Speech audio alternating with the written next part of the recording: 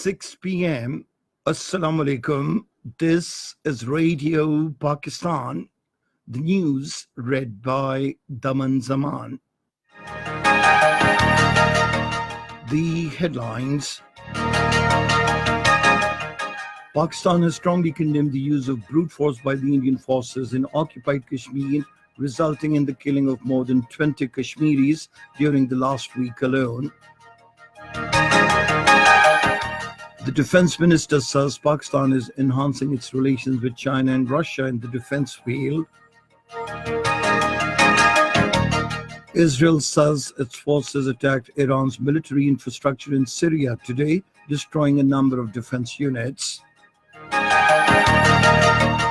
Germany, France, and Britain have vowed to remain committed to the nuclear deal with Iran despite American pullout of the agreement.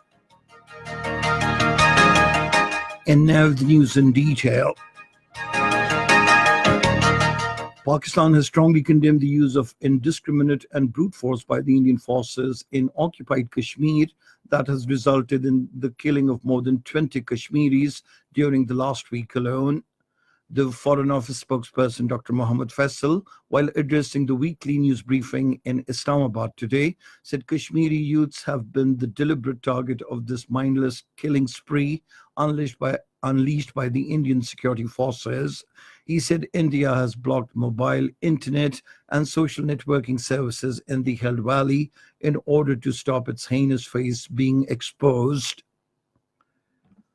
The Defense Minister Khurram Dastagir Khan has said India is fanning terrorism in Pakistan through the Afghan soil. Talking to media men in Rawalpindi today, he said spreading false news through the media is also one of the strategies of India against Pakistan. He said New Delhi is also committing ceasefire violations and targeting the innocent civilians along the line of control due to its vested interest. He said the Pakistan army is befittingly responding to the Indian unprovoked firing at LOC. The defense minister said defense cooperation between Pakistan and China is rapidly increasing. He said Pakistan also enjoys good relations with Russia and a dialogue regarding defense cooperation is in progress with the Russian Federation. In occupied Kashmir, a complete shutdown was observed on the fifth consecutive day today in Pulwama and Shupania districts against the recent killings by the Indian troops. All shops, business establishments, government and private offices were closed and the roads gave a deserted look. Train services between Srinagar and Banihal was also suspended. The ambassador of Republic of Azerbaijan to Pakistan, Ali Alizada, called on the Federal Minister for Commerce and Textiles, Mohammad Pervez Malik, in Islamabad today. Talking to him, the Commerce Minister said there exists great potential between the two countries in order to increase the bilateral trade. The Sindh budget for the financial year 2018-2019, with a total outlay of over 1.144 trillion rupees, is being presented in the Sindh Assembly in Karachi. The Sindh Chief Minister Syed Murad Ali Shah, who also holds the portfolio of Finance Minister, is presenting the budget in the House.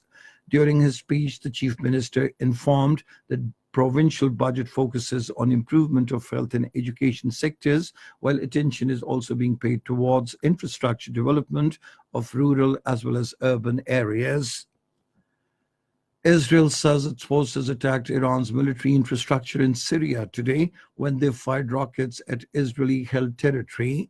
The Israeli Defense Minister Avigdor Lieberman said the Iranian rockets either fell short of their targets, military bases in the Israeli-occupied Golan Heights, or were intercepted. Meanwhile, military sources said overnight Israeli airstrikes killed 3 people, wounded 2, and destroyed a radar station and an ammunition warehouse and damaged a number of air defense units. In Germany, Chancellor Angela Merkel says her country, France and Britain will remain committed to the nuclear deal with Iran despite the American pullout of the agreement. Speaking at an event in Berlin, she said, "We will continue with our commitment and make every effort to ensure that Iran will also fulfill its commitments in future." In Malaysia, former ruler Mahathir Mohamad has said his alliance has won a clear mandate to form a government in the country after yesterday's elections. Addressing a news conference in Kuala Lumpur, the 92-year-old Malaysian leader insisted he should be immediately confirmed as the prime minister. Mahathir Mohamad said his coalition would not seek revenge but would restore the rule of law. And finally, the weather. Mainly hot and dry weather is likely to prevail in most parts of the country during the next 12 hours. However, rain, thunder showers with gusty winds is expected at a few places in Kalat Division and Upper Sen. And that is the end of this news bulletin. For more news and analyses, log on to our website, radio.gov.pk. And you can also watch the live video streaming of our bulletins on the link, facebook.com/Radio Pakistan News Official.